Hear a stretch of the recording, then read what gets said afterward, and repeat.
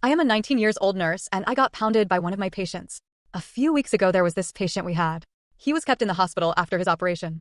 He was tall and attractive. I always found him cute. One night, I went down to the nearest deli to grab some chips. On the way back, this patient walked by. I nodded my head to greet him and he did the same. He pressed the elevator and rode with me in the elevator. The whole elevator ride was silent, but his stares at me spoke something else. When I reached my floor, he was still looking at me. I asked him if everything is okay and if he needs help to get back into his room, and he nodded. We reached his room and I offered him something of my snacks. He refused and said that he wanted something else. I raised my eyebrows at him in question, but he began touching my kitty cat. At first I was shocked, but then I touched his magic wand and he pulled me into his room. In his room we played some games. We had Shreks. It lasted like 5 hours before he nut. The next day he was released and I never saw him again. I didn't even know his name, so I checked it on the list. I was in shock when I saw this.